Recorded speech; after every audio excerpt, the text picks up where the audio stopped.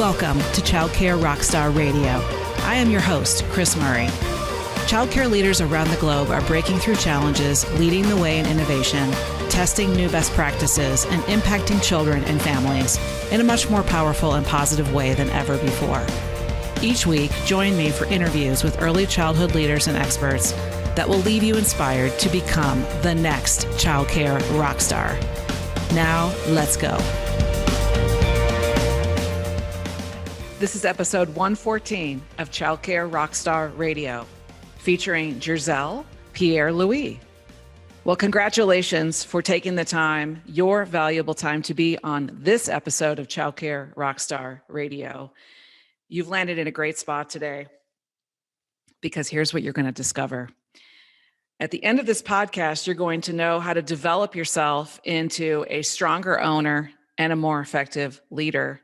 You're going to have a game-changing strategy for popping your marketing and your enrollment. And you're going to feel excited and positive about where you can take your business and your life. And so I just want to welcome you in. This is Kris Murray. I am your host. And get ready for an amazing episode here. Before we dive right in and we meet my friend Jerzell from Columbus, Ohio, I want to thank our podcast sponsor for today's episode, which is IntelliKid Systems. And my friend Jared and his team over at IntelliKid Systems, they take pride in helping schools like yours stay organized with your center's activities. With their new tour, self-scheduling, and multiple calendar features, along with real-time calendar sync, IntelliKid Systems makes sure that no leads fall through the cracks and keep you up to date with what's going on in your center. With enrollment season quickly approaching, contact them to learn more about how they can help you grow your center's enrollment. Check out IntelliKidSystems.com. All right, today's episode 114 here at the podcast is truly special. And I told you a little bit about what you're going to learn, what you're going to experience. Jerzell is the owner of Sprout Early Education Center and Bloom Early Education Center, two schools that are really amazing, high quality schools delivering top-notch learning in and around Columbus, Ohio. And some of the things that Jerzell shares on this podcast are really kind of make the hairs on your back of your neck stand up moments. They give you the chills.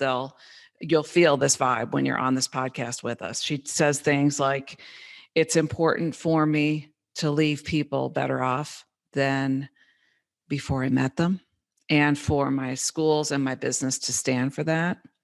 She talks about loving children and caring for children as if they're her very own children, and really approaching her business and her culture in that way, and modeling what that looks like and what that sounds like for every single person on her team across her two sites.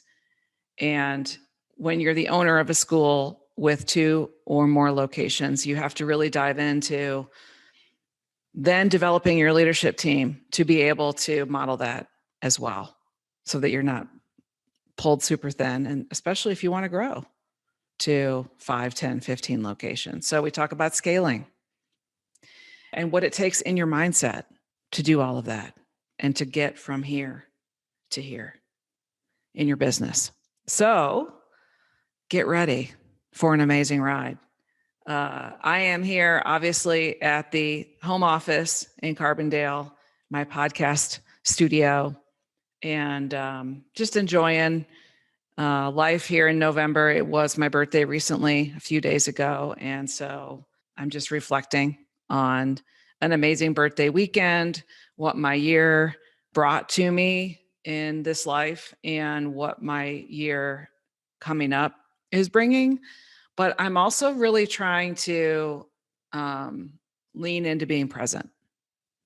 So I'm working on myself, working on my ability just to stay present and get as much as I can out of every single day, and try not to dive too much into future dreaming. Although I am excited for everything that 22 has in store. We've scheduled a lot of client meetings, mastermind meetings, fun trips, and of course, my wedding. So we are currently planning to get married in July of next year, and we're currently searching for a venue. So a lot of fun that we're working on here in the business and in life. And I hope you are too. I hope that as you flow into one of my favorite times of year, which is the holiday season, yes, to celebrate the holidays with loved ones, but maybe even more so to kind of reflect. This is my reflection season to assess where we've been and where we're headed, and just enjoy all the things that you've worked hard for, and really just try to be grateful, especially at this time of year. So that's what I'm up to in the mountains of Colorado. One other thing, you might have seen pictures and video posted on social media, but I did one of my dream fulfillment checklist items, and I bought myself a Porsche 911. So that is been a huge long-term dream for me. And to have that sports car, my grandma had a Porsche 928. My dad had a Porsche 911, uncles and aunts. And so I come from a family of sports car drivers. And I am very excited now to own my very own beautiful metallic blue Porsche. And she's in my garage. And I look at her and love on her every day. And I can't wait till the spring when I get to drive her more. But so that was one of my dream bucket items. And you can check out social media to see more about that. So if you're looking for inspiration for your own bucket list, you first have to write down your dreams. And we're working on that with our Academy members right now to develop their dream lists so that you can live your best life. Because one of the things is that you have to really start putting into place the dreams that you want to have in your hand 3 years from now. You have to start building them today in order to make them come true.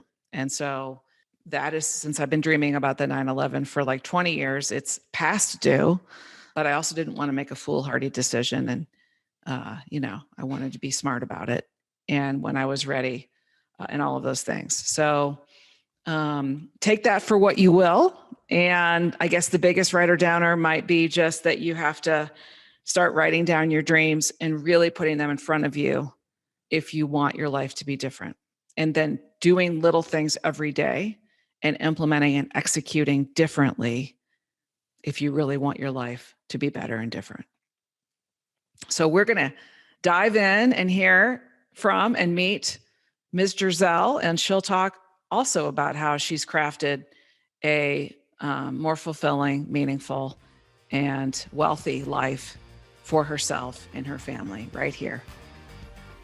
Don't go anywhere. Right here, right now, Childcare Rockstar Radio, episode 114. Let's go.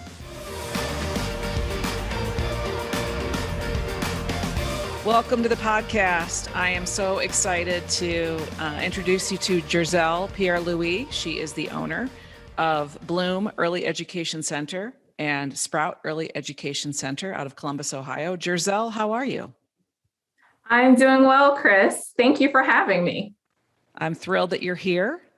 I got a cool vibe when we were hanging out in Vegas and you and your team was in the table next to us at the restaurant right on the Strip. I was like, I need to talk to that girl on my podcast. So here we are 3 weeks later. We thoroughly enjoyed ourselves. Yes. We did. Yeah, we really, really did. Where are you right now? I'm in my home office right outside of Columbus, Ohio. All right. And you're just outside. I know some of the suburbs there well, or just the parts of Columbus. Where specifically are you located? I'm in Gahanna. Okay. Are you familiar with Gahanna? Yeah. A cousin of mine lives there. Oh, okay. Yeah. Cool. So how long have you been in the field of early childcare and early care and education? Well, I've been an owner operator for the past 8 years, but I've been involved in the education field for probably the last 20 years. I have my bachelor's degree in education from an HBCU, Stillman College. earned my master's from Ohio State, and I've taught in public and private settings. So education is my thing. All right. And what grades did you teach in? Just curious. Wonderful middle schoolers. 7th to 9th. Love it. You know, that is the most interesting age, I feel. I think it's maybe the most challenging to teach, and it's an interesting age. So good on you. Yeah. Love them. Love them. Yeah, that's cool. Tell us a little bit more about your schools, your centers. Did you obviously started with one and then developed your next one? Just give us a little bit more about your journey. So I started Sprout in 2013 officially, opened my doors in 2014. So we've been operating for the past 8 years, and that's located in the downtown Columbus area. Have a capacity for 71. We are full with a wait list. Good.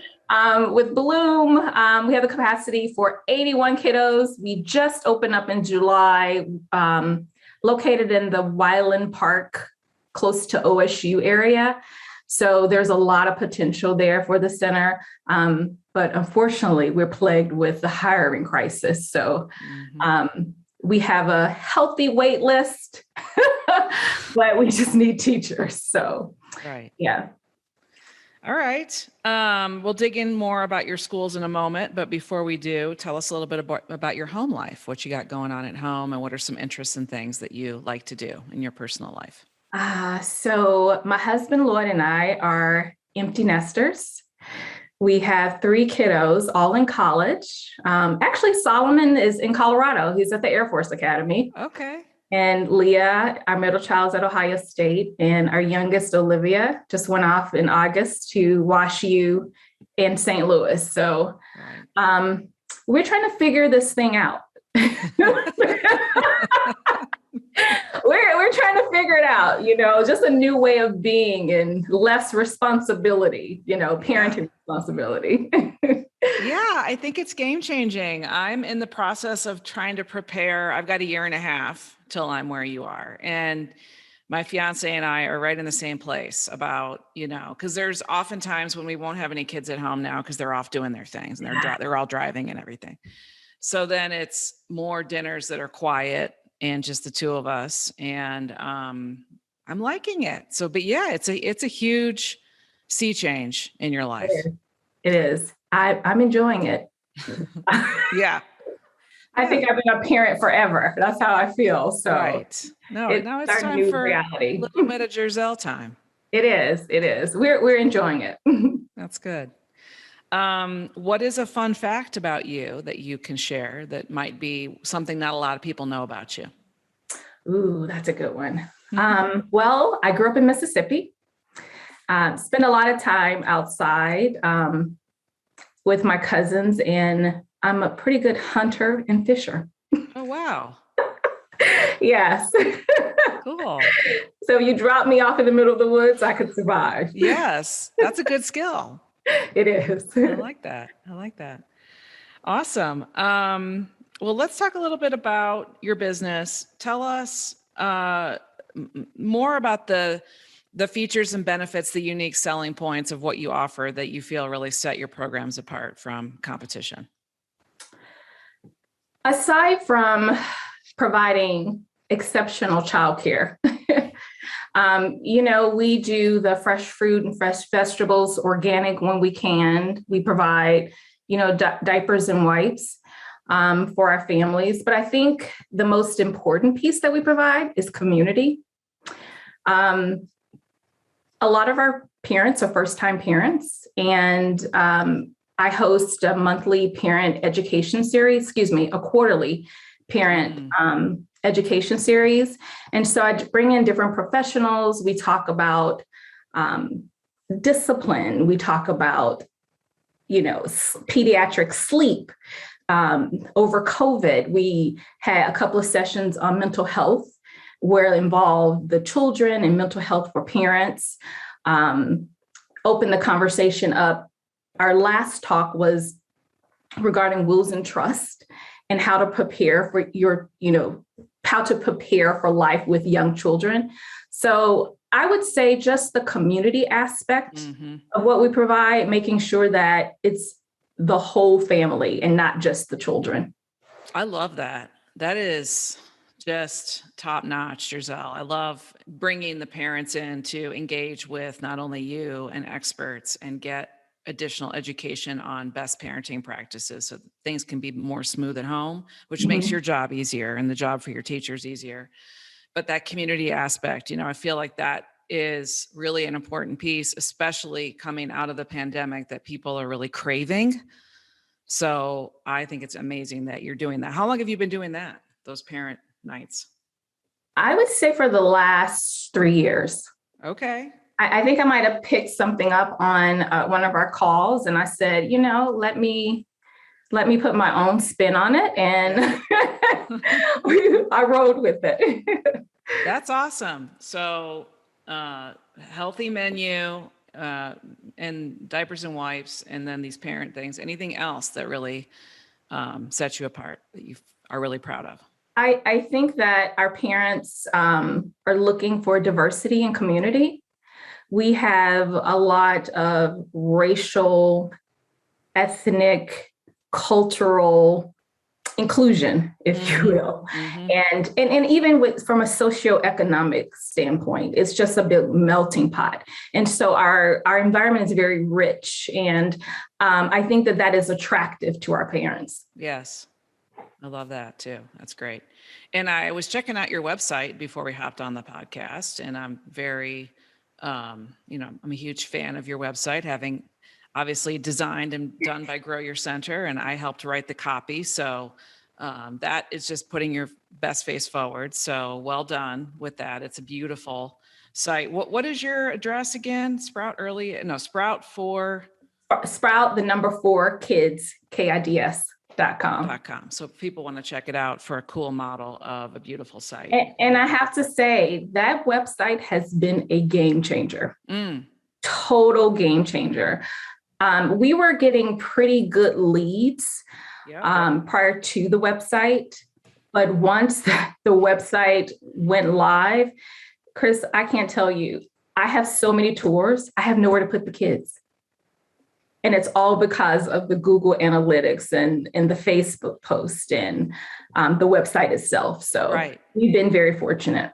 Well, one thing that I love about it, just as a little trick that people can model, is that you have the call to action button at the bottom of the homepage. And most of all the pages have this with the get more information about rates and unique benefits about the school. There's the button says something like that, and you click on it, and then it lets people self-schedule a virtual tour or maybe a regular tour. But I think that call to action and that technology of letting parents, do that versus calling is huge, and texting parents and all of those components that are technology focused for today's parents, because they're just don't really want to pick up the phone, so much more so than even 2 or 3 years ago.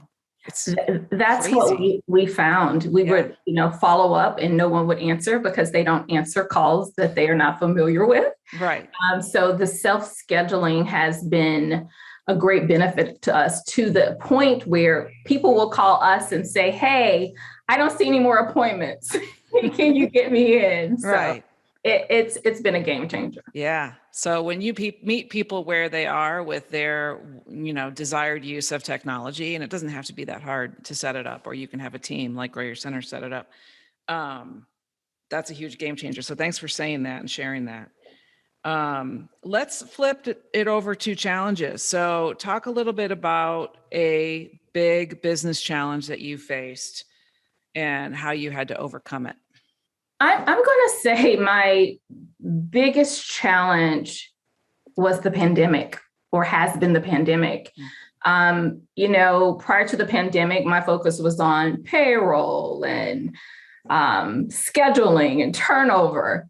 But since the pandemic, that really changed my perspective. And it really required me to lean in. It's what I consider leaning into the academy, leaning into my pod, leaning into resources that were available during the pandemic. So And then the other thing, Kris, is I really found that what we were developing in terms of our culture was actually working. So that was a blessing, out of the pandemic, if you will. Mm-hmm.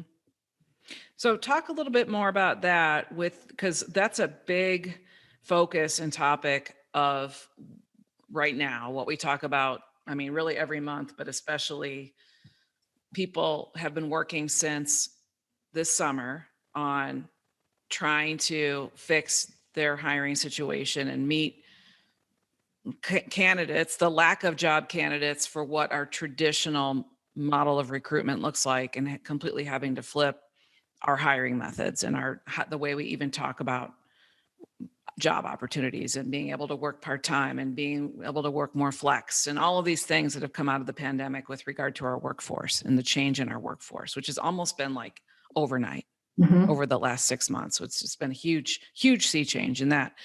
But what I've been telling people is that schools that had a strong culture and worked on the key components of their culture pre-pandemic really were able to survive it much, much better. Those are the schools that you're back to full with the wait list. And that culture is the thread that has kept you alive and been there for you as a support system through this whole thing. So, and you were working on your cultural components, over the last 3 years plus. So talk a little bit about that, your culture, your leadership, what you see as having been pivotal to surviving this thing. I would say that I've been intentional about developing leaders within my school prior to the pandemic. I always say that, my slogan for life is it's important for me to leave people better off than I found them.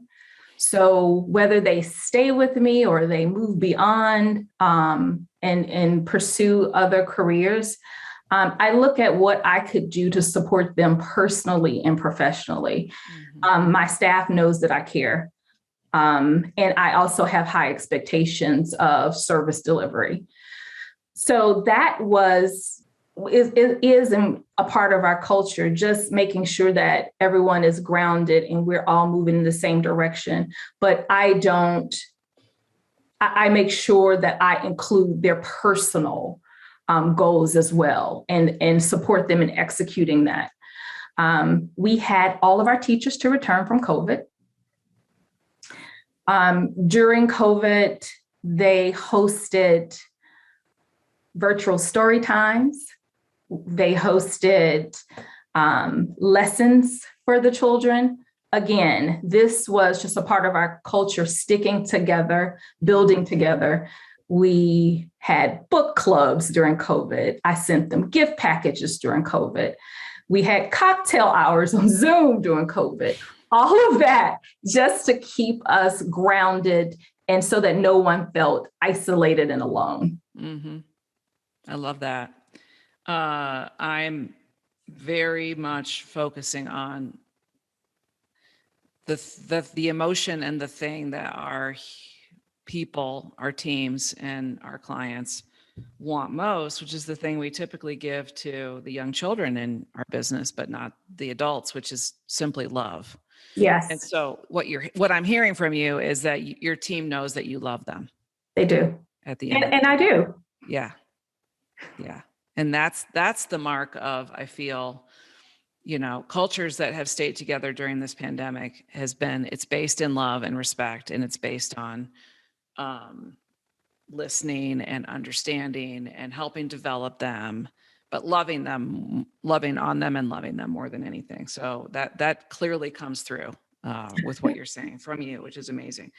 Let's dig in a little bit to when you said high expectations of service delivery.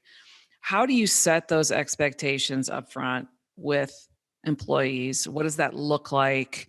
Is it simply documented in operations manuals, procedures, staff manuals, or how do you actually communicate it to people, either through hiring, onboarding, and then ongoing professional development so that they meet those criteria? So the one thing that I always share when staff come through the door is these are my children. We've been tasked with the great responsibility of care. And that is not something that I take lightly. So I want these children who are in our care to be treated as if they are my personal children. And so I show them what that looks like. I show them through making sure that all the kids get hugs. I model to them how to talk to the kids. I model to them how to communicate with parents. So that's a part of our training process. We go through situational things during our staff meeting. Yeah, like role playing different situations that might be. Yeah. Yes, we role play. And so that they can have the voice and find the right words to convey meaning. And we don't always get it right. But again, we have a very open dialogue and open communication with our parents and with the staff. And we say, hey, yep, we messed up here, but this is how we get better. And so I think that openness, it's okay to try. You don't have to be perfect, but this is my expectation in terms of how the kids should be treated, how you should treat each other, as well as how to communicate with the parents. Mm-hmm. Love that. And then, of course, it hinges upon leadership, like your directors and assistant directors, administrators, modeling that for your people as well as you modeling it, because you're one person. So you have to then, you talked early on about developing your leadership and really working on developing your leadership team. So talk a little bit more about that. Do you guys do retreats, monthly meetings? Do you look at what's going on in classroom observations? Like tell a little bit more about what are your kind of core focuses there? So we have our one-on-one meetings with our leaders, as well as our staff. We meet semi-monthly as a leadership team. I have my directors, but then I also have teachers who serve on our leadership team. We recently attended a national conference in Las Vegas, the Childcare Success Conference. This past October, because I know that those experiences directly benefit our family because it promotes their professional growth. So we do a lot. We have retreats. I'll rent a house and we'll plan out the year. I try to put a lot into them so that they are giving back to our families and to the children that we serve. Mm-hmm. Mm-hmm. Good. So with COVID being the biggest business challenge you've lived through, and I think that it's true for many that are listening to this, you mentioned leaning into the Academy and to your pod, and you're an Empire member. You've been an Empire member for about a year, but you've been with us in the Academy on and off for, I think, 3 or 4 years, maybe more. Kris, I've been with you since 2013. I was looking for that in my data and I couldn't find it in time. And I'm glad you said that. 8 years, honey. Let me tell you, I attended my first conference in Atlanta, Georgia. Ooh, wow. That was only the second summit ever. Was it? Yes. 2013. Yes. Nice. Love that. And so with the Empire Group and up-leveling to that over the last year, tell us a little bit about your pod. How have you leaned in to get them to help support, and how have you worked together as a pod with podmates? And the Big Leap. I love your pod because all of our pods have names. So talk a little bit about things that you love about that or what you've gotten out of that. What I have found is, and I use the term leaning in, you get out what you put in. Mm-hmm. And the mistake that I made early on was I was so distracted with being in my business that I did not lean in. There's just such rich knowledge within the pod, and what everyone has a different experience that they're sharing. And you glean so much information, and everyone's there to help you and also help you see things from a different perspective, which I really enjoy. And then the accountability. that's key to developing your business. And so we keep each other accountable. We're there to listen, and say, hey, it's time to get back on the horse, and let's execute. So yes. Yeah, it's really all about execution, implementation of each step to completion, and holding each other accountable to that. And then, as I talked about from stage with Bruce, consistency.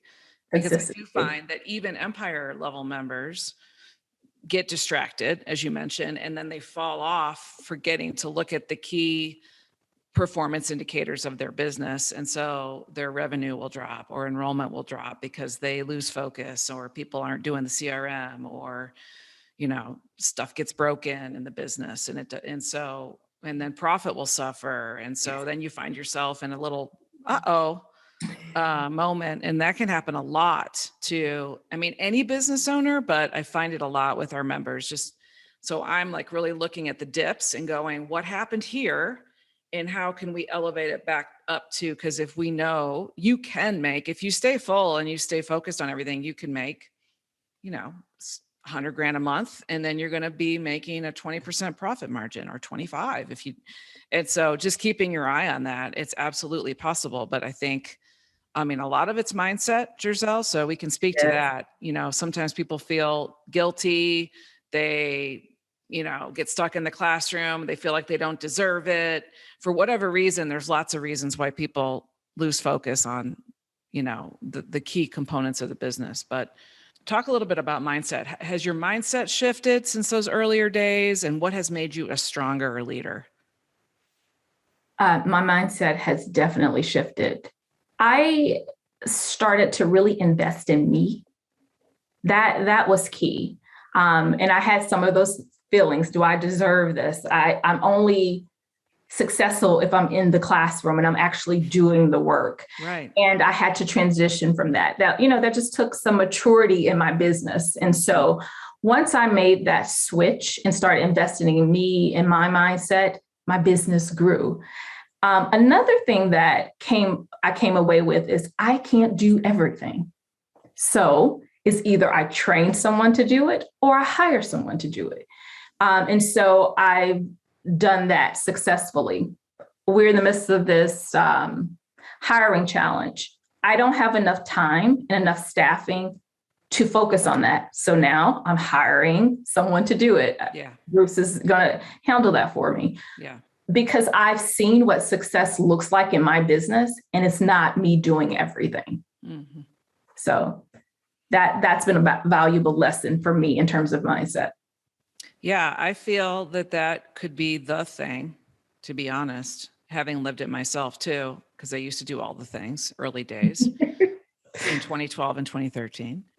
Still stuffing swag bags in the back of the room, still doing registration, still doing all of the data collection, still doing, the Google Analytics, setting up landing pages, everything. So you just can't grow your business if you can't evolve from being the person that's doing all the things. You can't scale. So that's what we do in the academy, is help people scale. Mm-hmm. And it's been great to watch you elevate, because you're such a strong leader. You're such an amazing professional woman. What I love is that you stand for what you said. You stand for that it's important for me to leave people better than how I found them, and to treat children as if they were my own children. That's just, it gives me chills when I say it out loud. So that you've come to that, like that's your core value of what you stand for, and you can share that with people, is game changing. Because then they're like, oh, I want to work with this lady. She's got it going on, and that's everything. Thank you, Kris. Really, really cool. So looking back, what one thing would you do differently in your business or in your life if you had to do it all over again? When I first started my business, I was distracted. I would definitely invest more in my mindset and ask for support. I tried to do everything on my own, and I did not ask for support unless the building was burning or, something traumatic was happening. And again, I think that I would have hired a coach or joined or really focused in on my own professional development, and committed to it. Mm-hmm. Once I did that, game changer for me. Mm-hmm. Yeah. I'm a huge proponent of coaching and mastermind groups. I've used them since the beginning, and we're not the only one in town, So I just feel strongly that you should find a coach, somebody that can mentor you and look outside the blinders of your business. Yes. Because we all are, to some degree, we're horses on the track with blinders on. So we need people in our lives to do this for us. So. And that's what the groups have done for me, is to give me another perspective. Yeah. And just another voice of reason, and people I can respect who are also, in this space as well. Mm-hmm. Classic question of the podcast: how do you define a childcare rock star? I would say a person who's resilient, an advocate for the ECE industry and the families they serve, and really someone who understands their impact on our future generation. Mm-hmm. That's a rock star to me. Yeah. And those are the people we're looking for, y'all. So if you're listening to this, honestly, because I think even we've got some new people that might be searching podcasts, who might be teachers in waiting or leaders in waiting. My dad always used to call me an adult in waiting when I was a kid. True story. And so for those of you that are listening or watching this and you're thinking, that might be a career that I could be in that would make a meaningful difference in my life, because people are now looking for meaning. Yes. More than ever. I see it every day with my staff. Yeah. And that's what we have to give. We don't necessarily have the highest, wage or the biggest benefit set, but we have meaning. And that's what sets us apart from working at Amazon. Not that I want to diss Amazon, because I love Amazon, but that's what we have. I saw it in a FedEx ad. So FedEx is saying careers at FedEx, because they said, we help, save humanity. We help give resources to tragedies. We, celebrate rock stars. And then the FedEx they're shipping all of this cool stuff around the world that's making the world go round. So every company is trying to market meaning in their culture, because that's what people want. And so we have it kind of baked into what we do. We do. And it is a beautiful thing. It is a beautiful thing to know that you're making an impact on our future generation, one kid at a time. Yeah. Cool. Finally, any books or resources that you want to share with the audience? Well, I'm really into sports. So yay. Not that many of our people are. So that's cool.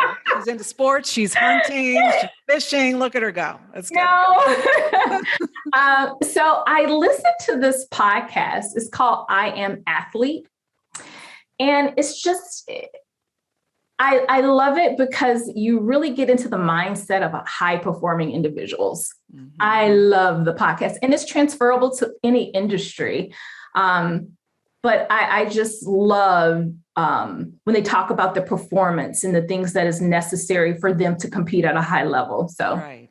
That's a favorite of mine. I Am Athlete. Yes. I love it. I listen to Lewis Howes' School of Greatness. Yep. My husband and I have just started a book by Michael Lewis. It's called The Undoing Project. Oh yeah, I've heard of that. I have not read that. We're just starting that. That's another thing we picked up. We're reading together now. So. Oh, good. Reading together. That's cute. Yeah. We're gonna try this out. The only way that would work for me with my fiance is if I was reading to him, and he could lay back with his snacks and his tea, and then I would read to him. And I'm like, really? That's what we're doing? Yeah. So I'm like, yeah, there's this thing called Audible, and you go get that, honey. Anyway. Cool. Well, I love this. This is fantastic.